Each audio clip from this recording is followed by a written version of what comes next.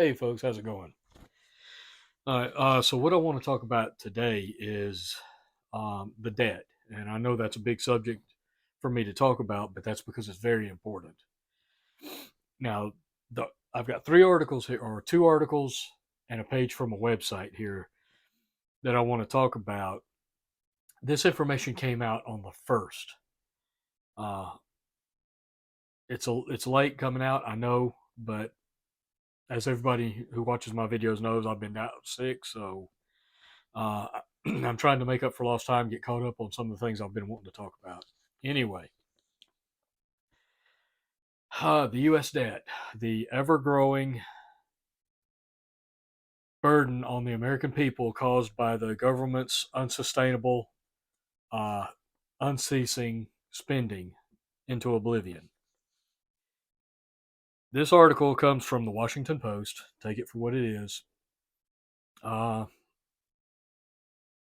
understand that websites are biased depending on which news media you're going by, but we have to look at all of them to get a good picture of what's going on. This one, though, is fairly straightforward, at least in the title. Again, from Washington Post, U.S. debt eclipses 34 trillion for the first time. Economists are divided on the significance of the federal debt burden. The U.S. national debt has eclipsed 34 trillion for the first time, the Treasury Department said Tuesday, as persistently large annual deficits continue to add to the federal tab. Roughly 3 months after the debt first hit 33 trillion, the new milestone comes as lawmakers brace for fiscal showdowns over spending levels in the new year. So it only took us 3 months to go as a country to go from 33 trillion to 34 trillion. That's $1 trillion in 3 months. Tell me there's not something wrong with that. We can't keep this up, folks. Getting back to the article, government borrowing costs have increased due to the Federal Reserve's campaign to raise interest rates. Spending has remained above pre COVID levels, and tax receipts dropped last year, all worsening the national fiscal outlook. The 34 trillion in total debt recorded at the end of last week represents a more than $2 trillion increase from the roughly 31.4 trillion in debt held at the start of last year. However, economists are sharply divided over the danger posed by the federal debt.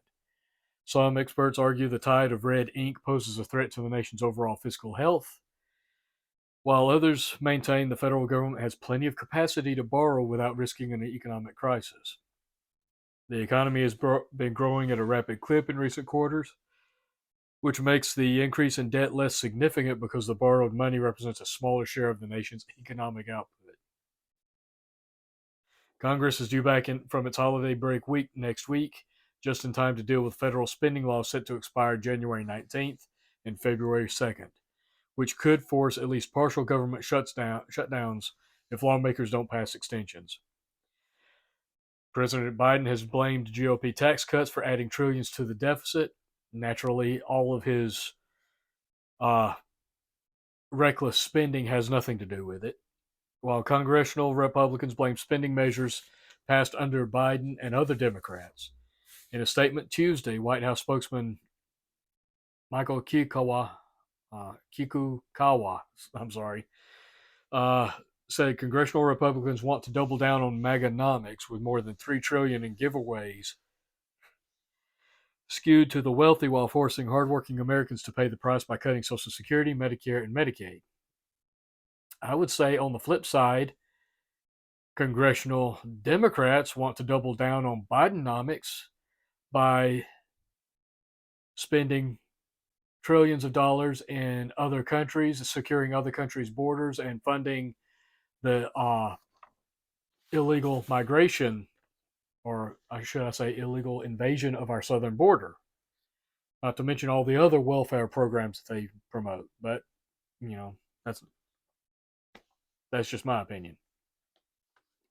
Hitting 34 trillion is another reminder of how unsustainable our fiscal situation is. No kidding. Without adding 2 trillion to our debt every year at a time, unemployment is near record lows, said Mark Goldwyn, Senior Vice President at the Committee for a Responsible Federal Budget. They've got committees for everything, don't they, folks? A Washington based think tank. If we're adding this much to the debt in good times, things may get really awful in bad times, and we can't grow out our debt faster than our economy forever. Wow. Dang, some truth actually comes out of Washington. How about that? Miracles never cease. The increase in federal debt could shape our upcoming debates over the 2017 GOP tax cut because many provisions from that legislation are set to expire in 2025. Bobby Kogan, an analyst at the Center for American Progress, a center-left think tank, has found that the tax cuts under Presidents George Bush and Donald Trump and their subsequent bipartisan extensions have added $10 trillion to the national debt so far. It's important to hold the debt number in context. The economy is growing, it is strong, and we have to think about it relative to our resources, said Claudia San, who served as a researcher at the Federal Reserve. This is not a sign of imminent crisis, maybe something we need to deal with, but we are not in a crisis moment on debt. Maybe something we need to deal with. Oh, unbelievable. All right, so U.S. debt has eclipsed $34 trillion for the first time. Just to recap, $2 trillion has been added to our debt in the past year alone. $1 trillion of that just in the past 3 months. So let's look at it at a different angle. This article comes from the Daily Huddle. U.S. debt surges. Wow.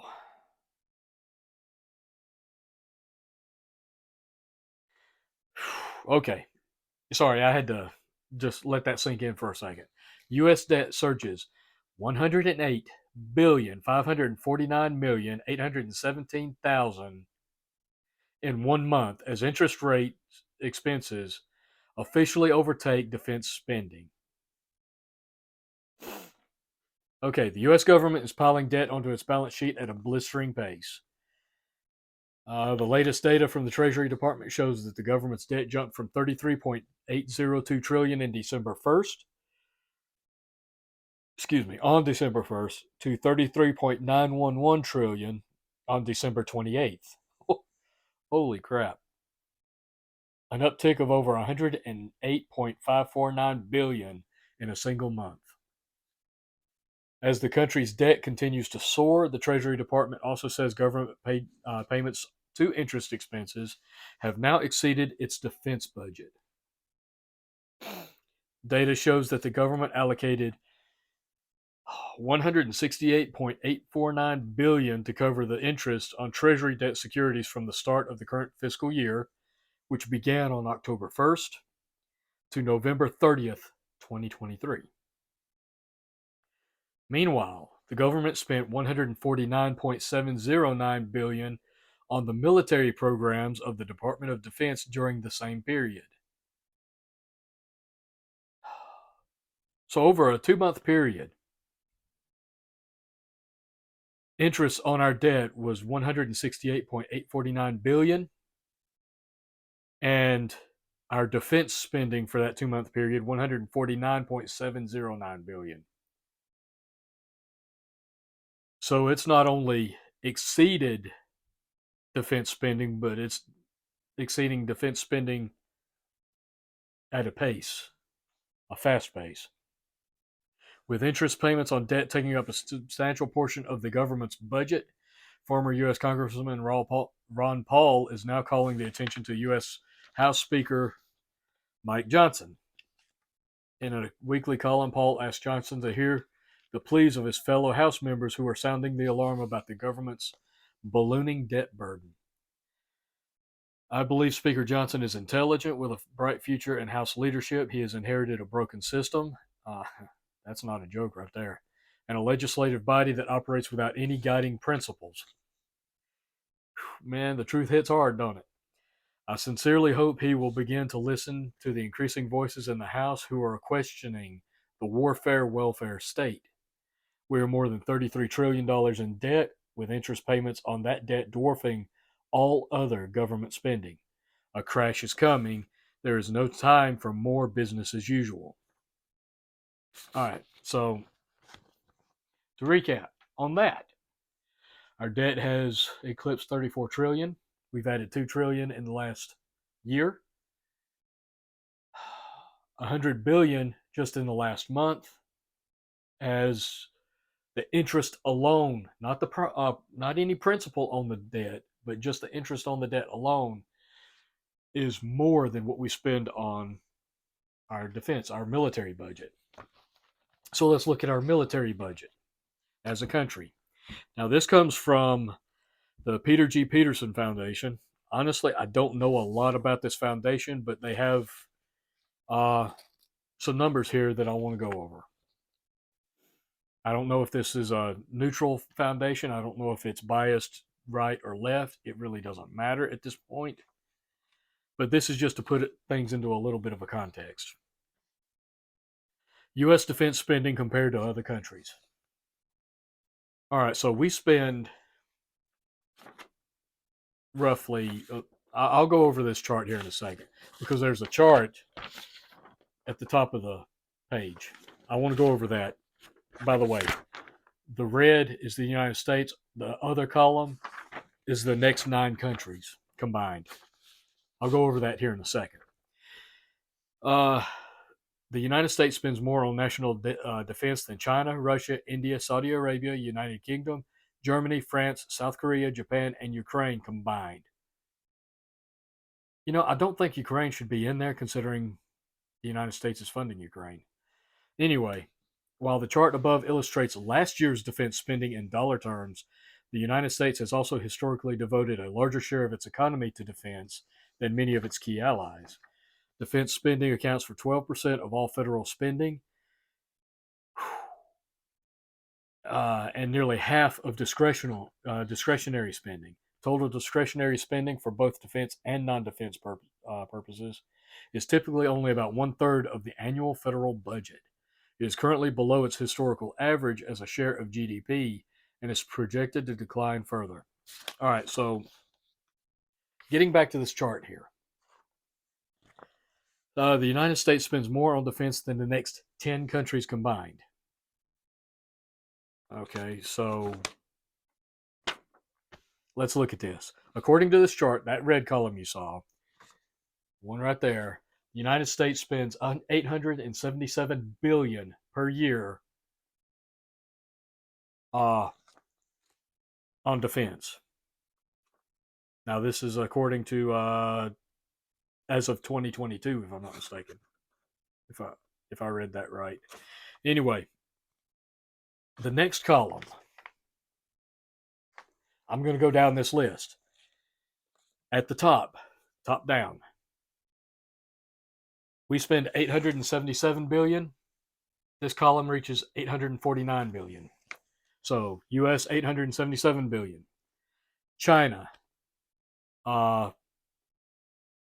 Russia, India, Saudi Arabia, United Kingdom, Germany, France, South Korea, Japan, and Ukraine.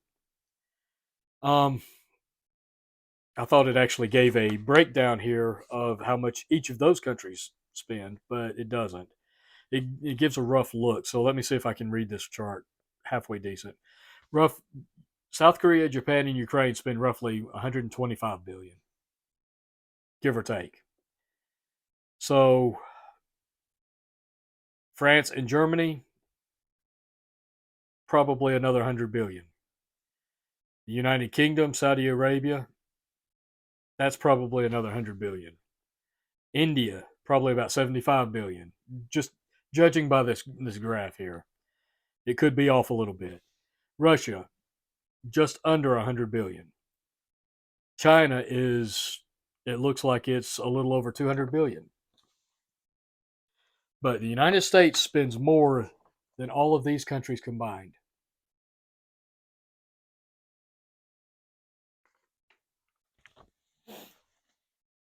So bear that in mind when we think about the previous article that I read.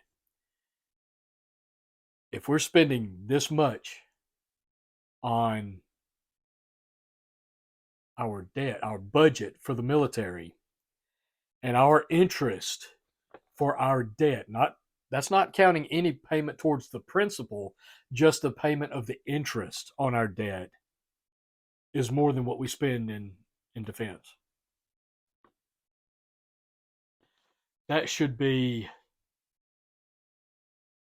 very upsetting to every American out there, regardless of which side of the political aisle you fall on. I've said it before and I'll say it again. This kind of spending is completely and utterly unsustainable. We get away with it because our government prints our own money, and because for the time being, the United States dollar is the de facto reserve currency of the world, and because our economy is the largest, if I'm going to say for the time being, the largest economy in the world, and the most stable economy in the world. Not that that's saying much. Other countries are willing to buy our debt and invest in us. They're also willing to invest in our stock markets. So those factors are why we've been able to spend and print money at the rate we have been. Um, Needless to say, we can't keep this up. And as our debt continues to balloon and our GDP and all our income, we're struggling to keep up with it. Other countries are looking at this, plus the fact that they're being forced to do business in US dollars instead of their own currencies. They're looking at this and they're seeing that at some point this is all going to fall apart, which is why you see countries coming together in the BRICS to form their own trade agreements where they can do trade outside of the US dollar. They see the danger here. And they also understand that the United States has a history of trying to force our will on the rest of the world through not only military might, but through financial might by sanctioning other countries. If they're forced to use our dollar and we sanction them, that hurts them, but they're starting to understand that we use our dollar as a weapon. And they're trying to sever that link so that we can't do that anymore. You're seeing, uh, I think there's up to 26 countries now in the BRICS alliance. Um, and I would be willing to bet there's going to be a lot more join it. But this debt, this spending, and this debt is unsustainable. We are not going to be able to keep this up much longer. To be honest, I am surprised that we've been able to kick the can down the road as far as we have. I'm surprised we've been able to get this far without there being a full collapse of our economy. But I think you're starting to see the signs of it now because you have uh, the Fed is looking at our economy. They're trying to slow down inflation by raising interest rates. And people are already expecting interest rates to start being cut this year. But the Fed is not going to start cutting interest rates until we start feeling pain, until something major happens. What they're waiting for is they're waiting for that unemployment rate to shoot up. They want more jobs lost, more people on unemployment. Um, that's what they want. That's one of the key things that they're looking for. That's not the only thing, but it's one of the key metrics that they're looking at. Until they see those metrics move in the direction they want, there's not going to be any rate cuts. Regardless of what all of the news media, all the economists, all the talking heads on TV tell you, they are not going to cut rates until they see the movement in the metrics that they're judging go the direction they want. So we're at a position now where the Fed can't really raise rates because it'll cause the economy to crash. But they can't cut rates either because then inflation will just take off like a rocket. So we're in kind of a holding pattern here. Um, it's going to be interesting to see how this plays out. I'm telling you, they're saying we haven't had a recession. I've read enough from other economists, from different economists, that what we had is not necessarily a recession, but what is being termed as a rolling recession, where the recession would hit one sector rather than the entire economy. Then that sector would recover, and then another sector would be hit. That sector would recover, and then it would move on to another one. So, therefore, you have a rolling recession, as it's being termed. So, we've still had a recession, we've had inflation, even though uh, Biden's administration has tried to redefine what a recession is so that they can say that we haven't had one. Another fact is that because inflation is so high, people have been having to go out and get work as much as they can, get second jobs if they had to, sometimes even third jobs, just to be able to buy the basics. So it makes unemployment look really good, even though it's not as good as they would have you believe. This roller coaster ride we're on is going to come to an end at some point. Just where and when, I don't know. I don't think anybody can predict that right now. We can see cracks in the system. We can see signs coming, red flags going up, but nobody can predict exactly when or how this is going to happen. What I can say is that eventually it will come to an end, and when it happens, it's going to hit hard because, as I've said in the past, the United States, we've gotten soft. We haven't had to deal with a lot of the things other countries have had to deal with. We've gotten soft. Inflation is high. People are used to luxury items. They're not used to uh, making do with what they have. You have a huge population in the United States that believes they're entitled to have everything handed to them without having to work for it. Uh, that and many other factors, we're gonna pay the price. It's gonna hit us, and it's gonna hurt a lot. That being said, I can't tell you what to do. I can only tell you what my intention is. I have a little bit of debt that I need to pay down. Some, unfortunately, that I had to take on this past year. My intention is to pay that down as fast as possible, get out of debt. I have to build alternative sources of income streams, so that if I lose my job, which could very well happen because my job is now tied to the airline industry, which is cyclical in itself. Um, I have to pay down my debt. I have to build savings. I have to build alternative sources of revenue, income, so that if I do lose my job, I have something to fall back on. Food production is also an issue. The more food you can produce, the less you have to buy, which means that money can be going to paying down debt or going into savings or investing into assets that hold their value even in a recession or a depression. Um, Again, I can't tell you what to do. I can recommend that you do the same, but ultimately, it all boils down to you doing an assessment on your own life, finding out what your risks and weak points are, and figuring out the best way to prepare so that if things do fall apart, you've got something to fall back on. You're not going to be left going hungry. You're going to be able to pay your bills. You're going to be able to have food, things like that. We should all be doing that.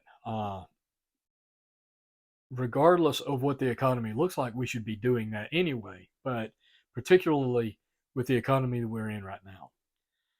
Uh, Obviously, there's no intent by politicians, by the government, to curtail spending